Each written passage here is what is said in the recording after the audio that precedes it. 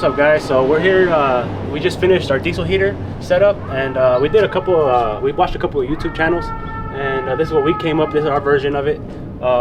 It's very similar. I mean, I don't want to I'm not going to show you guys how we built it, because you can a lot of channels that show you how to build something like this, but this is basically our setup on a two-door Yukon. So you can see that it could be done to practically any vehicle. Most of the guys that you see building it is on a Toyota or on a Jeep.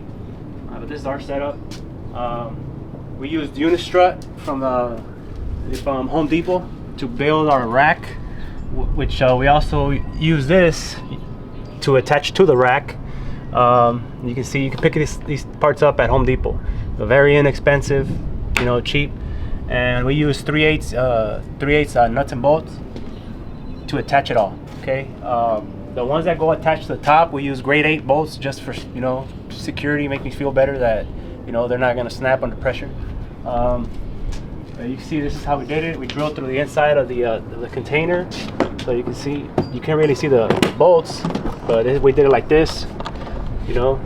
And so you can see we use the unistrut 90s right here to attach to this that we removed from the original diesel heater.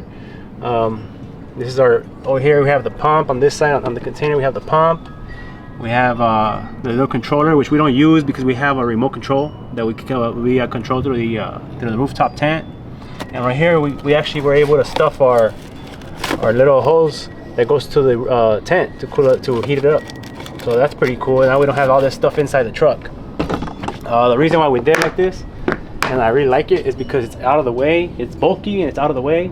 Not only that, but when you're driving, it tends to leak, and then your whole car smells like diesel, and then you get headaches driving, you know. So this is perfect. I mean, we're really proud of it. We put little caps, these little plastic caps, just so that when you're driving, you're not getting any, you know, any bugs or anything in there. This is our electrical connection. As you can see, we just have the positive and negative. That's it. We don't have the controller. The controller stays in here because we don't use it. We use the remote control. This is the intake right here on this side. We put the intake right here, and this is the intake for the actual orifice. And then over here we have the exhaust, which looks very similar to the front. We have the exhaust, and then this is the heated air that goes up to your tent.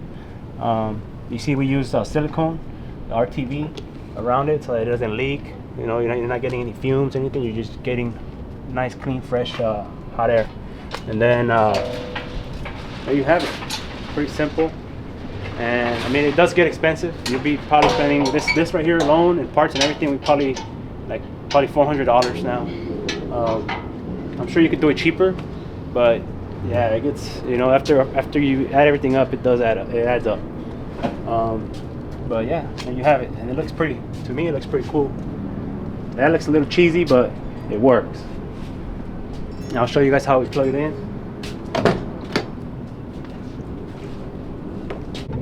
Alright guys, so this is my center console right here, and the way I have it set up is I have a fuse block underneath attached to the floor, and that's where my accessory battery is connected. That's where all my accessories are connected to the accessory battery. And I also attached that cable that's going to connect to my diesel heater. So I'll show you guys. I just pulled my wire. It's in there. It's already connected. We soldered these joints together. Okay, so you just come over here, see that, and you just boom, plug it in, and then you hit the controller and turn it on, and you're good to go. And then when we're done, you know, you turn it off, let it run its cycle, and then once it's off, you unplug it.